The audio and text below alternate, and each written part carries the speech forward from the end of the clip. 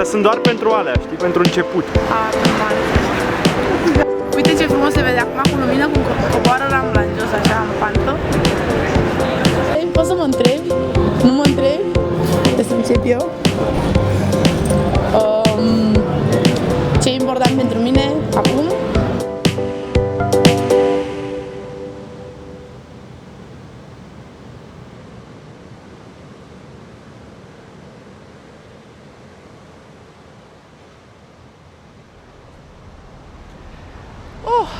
Ce făceam acum 10 ani? Acum 10 ani mă mutam aici, începeam o nouă aventură a vieții mele. Mă mutasem din România, în Barcelona și tocmai aici îmi găsisem un job când ne-am întâlnit noi.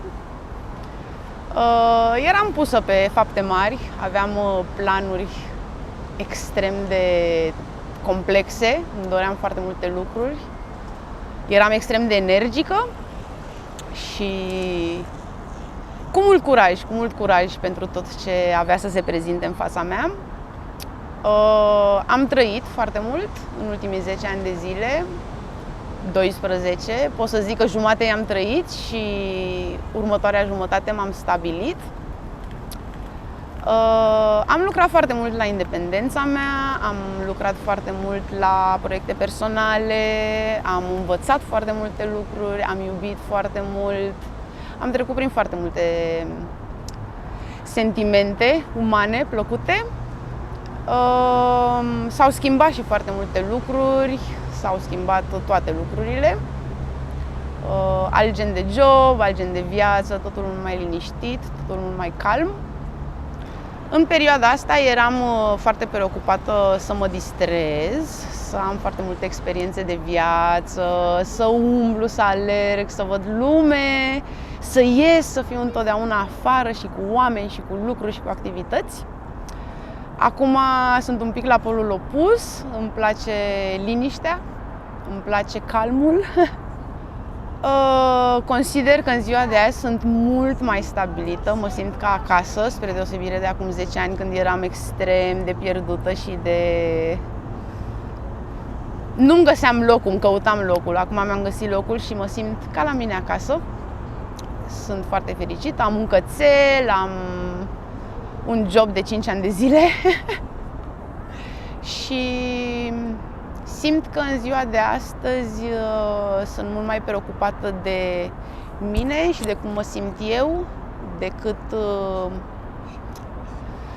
nu știu, înainte poate vroiam să arătăm tuturor ce facem, ce producem, ce realizăm, iar acum am ajuns la concluzia că cel mai important e să realizez chestii pentru mine și nu pentru ceilalți. Și cred că sunt pe drumul cel bun în sensul ăsta. Îmi place direcția pe care am luat-o. După 10 ani de trăiri intense și diferite trăiri, am ajuns să apreciez mult mai mult pacea interioară, liniștea asta interioară de care toți avem nevoie. În ziua de azi cred că este foarte important să-mi aduc aminte să mă opresc, să pun un pic de frână și să analizez ce am făcut în ultimii 10-12 ani, pentru că mi se pare că ne grăbim așa de mult să ajungem undeva, ne grăbim atât de mult să obținem lucruri și să adunăm cât mai multe lucruri, dar uităm să ne oprim, să ne uităm în spate și să vedem, băi, ce am vrut, ce am realizat, ce vreau să fac de acum încolo. Și cred că în momentul ăsta sunt fix acolo. Îmi dau seama că au trecut 12 ani de trăiri și de experiențe și de progres în general și cred că e momentul să mă opresc un pic. Mă opresc un pic și trebuie să analizez, nu? Să văd ce am realizat, să apreciez ce am realizat și, în principiu, să stabilesc următorii pași, nu? La 35 de ani este încă de vreme. Îmi doresc multe lucruri și în același timp nu știu ce îmi doresc, pentru că cred că mă găsesc din nou într-o perioadă de tranziție. Acum 12 ani eram într-o altă tranziție, acum sunt într-o altă tranziție.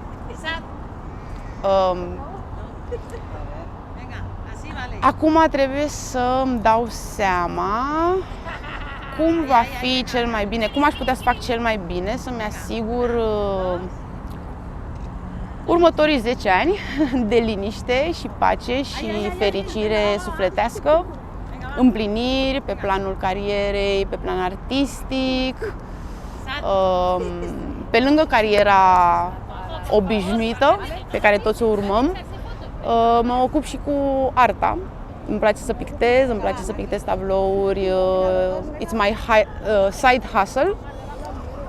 Le vând, le prezint, merg la expoziții, le fac cadouri, încerc să pun foarte multă energie și interes în capitolul ăsta al vieții mele, pentru că te concentrezi atât de mult să ajungi undeva, să obții un job bun, să ai o poziție mișto, un salariu bun, dar uiți un pic să exprimi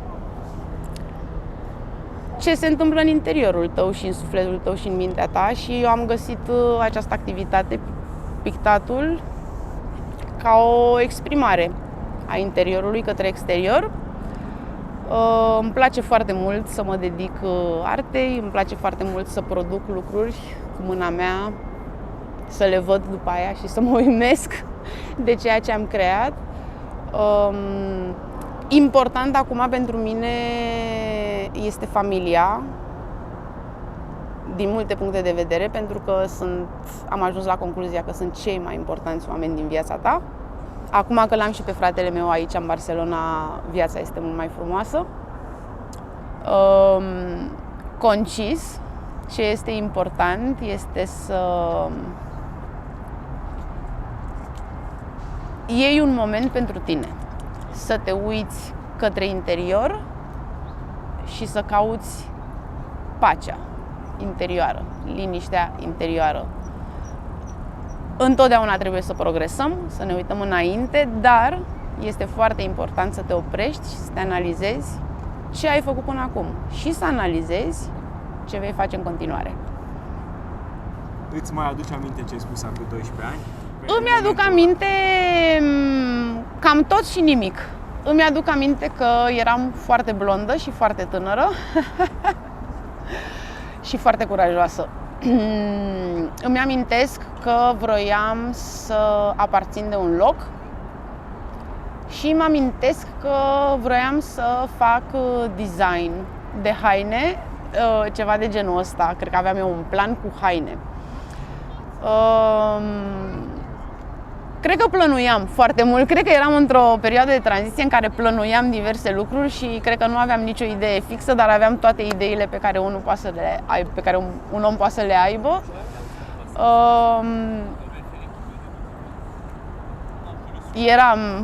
Eram în diverse situații, mă dezvoltam foarte mult, creșteam foarte mult și trăiam foarte mult. Încă mai cresc, încă mă mai dezvolt și încă mai trăiesc, dar un pic mai diferit. Și deci mai ținute, scuză-mă. Altă intensitate. Ideile pe care le spuneai, despre ce vorbea că e important? Să aparții de un loc. Așa. Cred că era esențialul. Nu mi-amintesc dacă mai erau și alte lucruri extrem de importante pentru mine în momentul ăla, dar îmi doream foarte mult să aparțin de un loc. Aparțin de acest loc. Mă simt ca acasă și in my salsa. Hai să ne uităm la clipul de atunci. Bine? Și mergem. Să vedem. Da.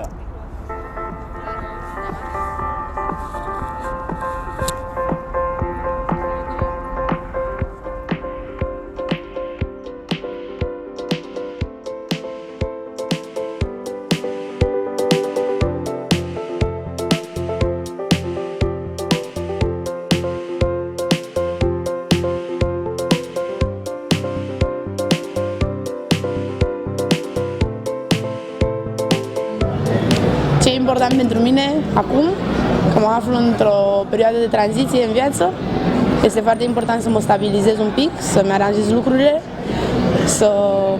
e foarte important să simți că aparții de un loc. Am niște idei, niște lucruri care vreau să le realizez, mi se par importante și realiste, probabile și posibile. E este foarte, foarte, foarte important să mă folosesc de toate abilitățile mele, să demonstrez oricând că sunt o persoană de valoare și să pot să progresez, să pot să evoluez.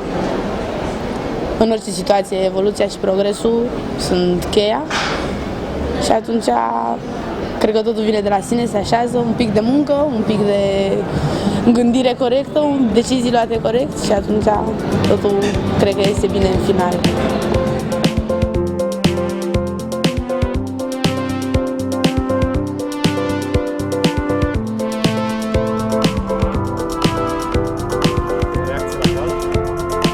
Would like to design custom-made clothing.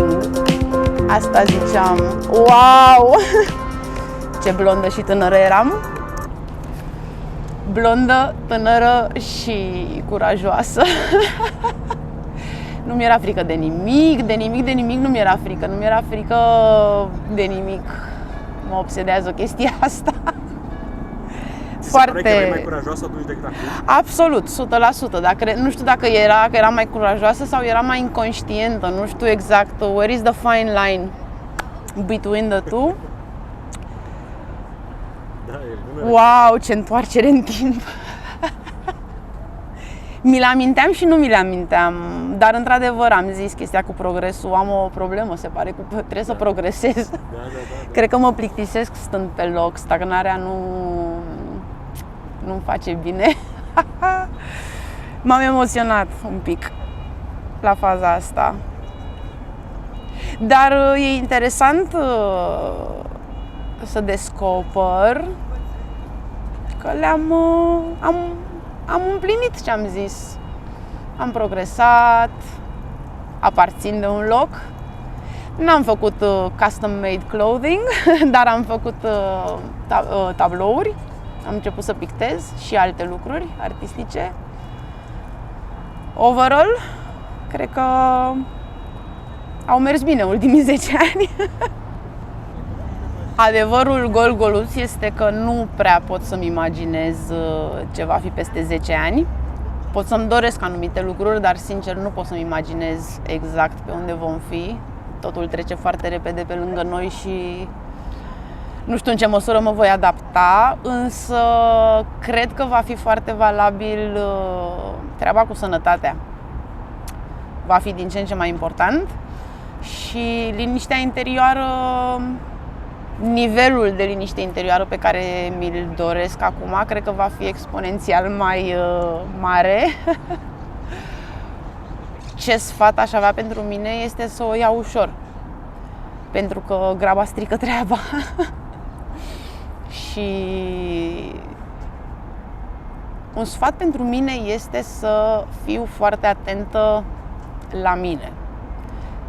Să fiu foarte atentă la ce este sincer important și sincer interesant și ce te împlinește cu adevărat. Cred că mai am mult de învățat în sensul ăsta și poate cu 45 de ani voi ști mult mai bine care este sensul vieții și care este cheia succesului. Mergem pe drumul cel bun, așa îmi place să cred, dar sunt convinsă că va fi foarte diferit și sunt convinsă că prioritățile mele de viață se vor schimba, dar am încredere în mine. Foarte bine. Așa este. Mesajul e optimist. Da. În măsura posibilităților, da.